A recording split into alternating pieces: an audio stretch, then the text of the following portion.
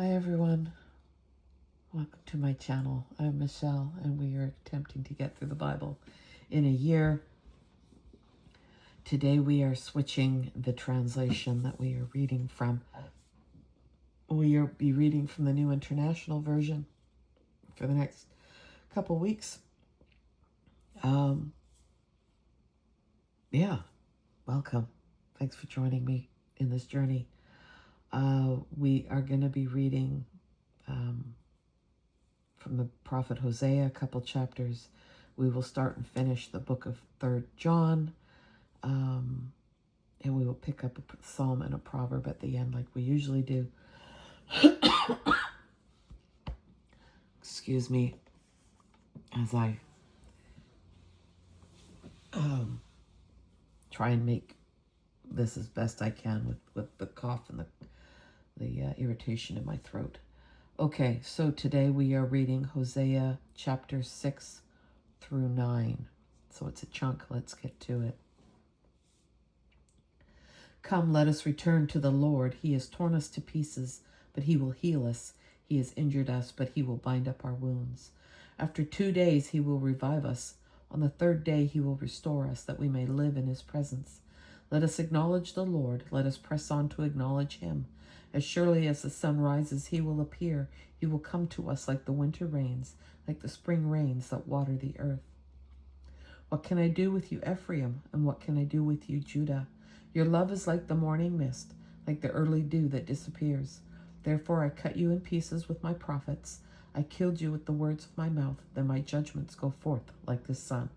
For I desire mercy, not sacrifice, and acknowledgement of God rather than burnt offerings. As at Adam they have broken the covenant. They were unfaithful to me there. Gilead is a city of evildoers stained with footprints of blood. As marauders lie in ambush for a victim, so do bands of priests. They murder on the road to Shechem, carrying out their wicked schemes. I have seen a horrible thing in Israel. There Ephraim is given to prostitution. Israel is defiled. Also for you, Judah, a harvest is appointed, whenever I would restore the fortunes of my people.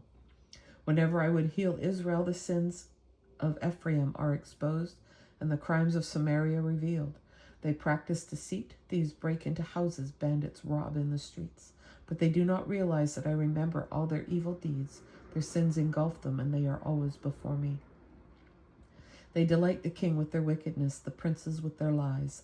They are all adulterers, burning like an oven, whose fire the baker need not stir from the kneading of the dough till it rises. On the day of the festival of our king, the princes become inflamed with wine, and he joins hands with the mockers. Their hearts are like an oven. They approach him with intrigue. Their passion smolders all night. In the morning it blazes like a flaming fire. All of them are hot as an oven. They devour their rulers. All their kings fall, and none of them calls on me. Ephraim mixes with the nations. Ephraim is like a flat loaf, not turned over. Okay. Foreigners sap his strength, but he does not realize it. His hair is sprinkled with gray, but he does not notice. Israel's arrogance testifies against him, but despite all this, he does not return to the Lord his God or search for him. Ephraim is like a dove, easily deceived and senseless, now calling to Egypt, now turning to Assyria. When they go, I will throw my net over them. I will pull them down like the birds in the sky. When I hear them flocking together, I will catch them. Woe to them, because they have strayed from me. Destruction to them, because they have rebelled against me. I long to redeem them, but they speak about me falsely. They do not cry out to me from their hearts, but wail on their beds. They slash themselves, appealing to their gods for grain and new wine, but they turn away from me. I train them and strengthen their arms, but they plot evil against me.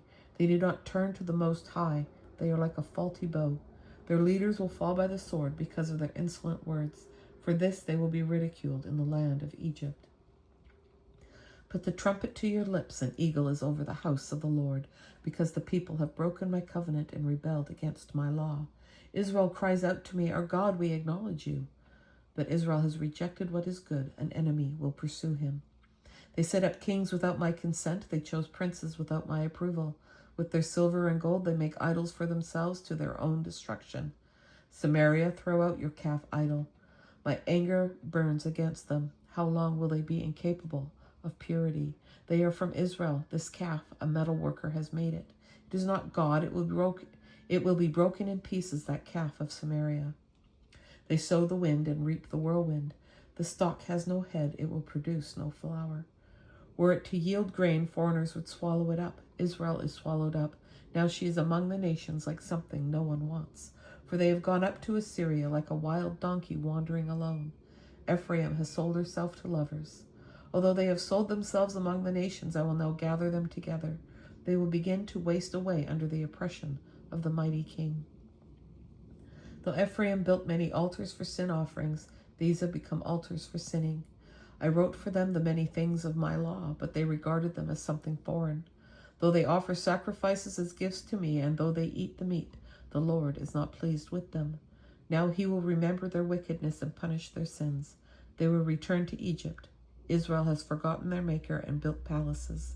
Judah has fortified many towns, but I will send fire on their cities that will consume their fortresses.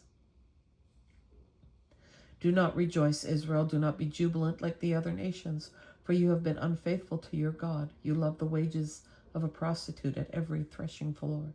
Threshing floors and wine presses will not feed the people. The new wine will fail them.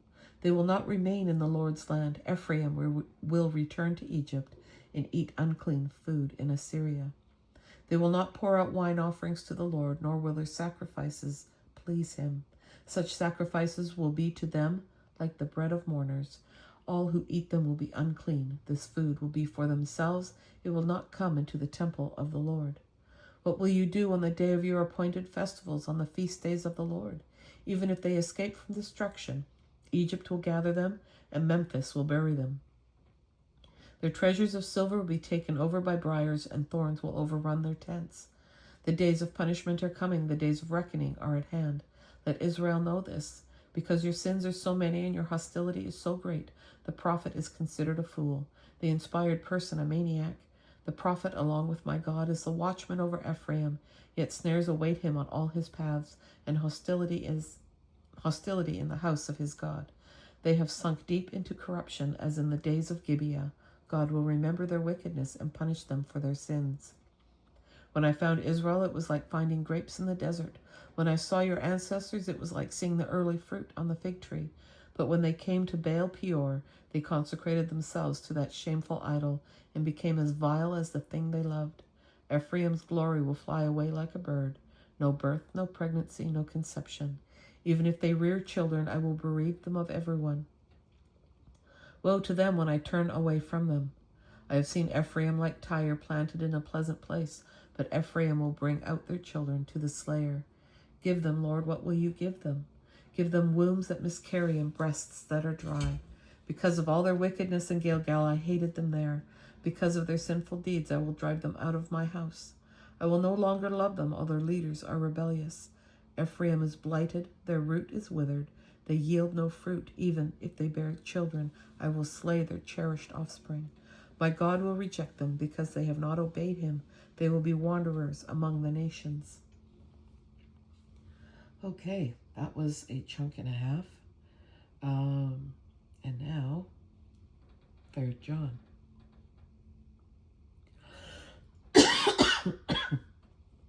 Excuse me.